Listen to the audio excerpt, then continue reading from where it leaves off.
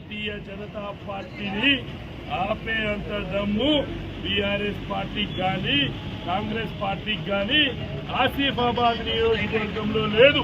గత 9 సంవత్సరాల కింద కాంగ్రెస్ పార్టీ ఇక్కడ ఉన్న ప్రజలను మోసం చేసింది. అదే బీఆర్ఎస్ పార్టీ 9 సంవత్సరాలుగా మోసం చేస్తా వచ్చింది. కాబట్టి ఈ బీఆర్ఎస్ దొంగలను కాంగ్రెస్ పార్టీ దొంగలను కలిపి పొందబెడతారు ప్రజలు. రాబోయే ఎన్నికల్లో భారతీయ జనతా పార్టీ ఘన విజయం సాధించి ఇప్పుడే ఇంత తొందరగా ఎందుకు ప్రకటించిన అనుకుంటాను నువ్వు? ఇవాళ రేపు పని చేయకపోతే తర్వాత తీసేయడానికి గట్ల ఎవడైనా ప్రకటించినోడు ఉన్నాడా? ఈ ఎలక్షన్ కు ముందు 10-15 రోజులు బీ ఫామ్లు ఇవ్వాలి.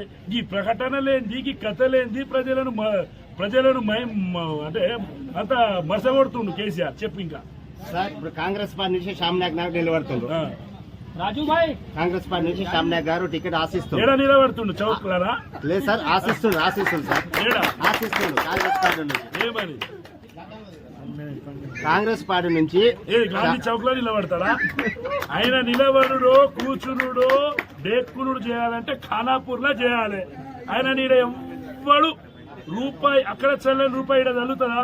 10 సంవత్సరాలుగా డేకుడో గోక్కునుడో ఆడ చేసిర్రు ఖానాపూర్ లో.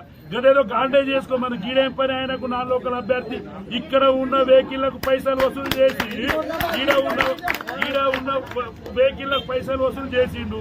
ఆయన రమ్మను ఎన్నైతే వసూలు చేసిండో తిరిగి వసూలు చేసుకుంటారు కంటే ఓట్లు పడే. సార్ ఒక నిమిషం. కోలక్ష్మి మేడం బీఆర్ఎస్ వచ్చింది టికెట్ ఇచ్చిందట.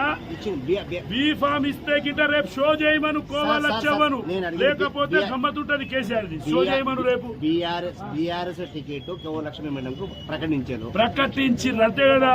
బీ ఫామ్ ఇయ్యలే కదా మరి. కదా అడుగు ఫస్ట్, తర్వాత మాట్లాడుతున్నారు. బీ ఫామ్ ఇయ్యరు. ఇంకా అభివృద్ధి కోసం మీరేం చేస్తారు?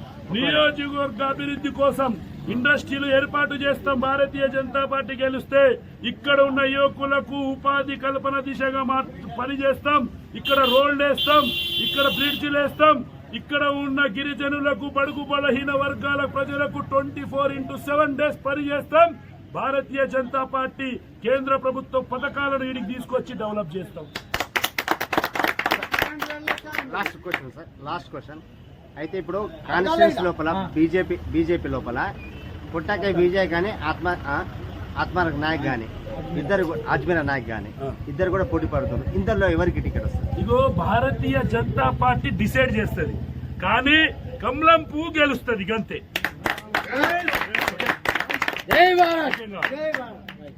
ఇంకేమైనా చెప్పు.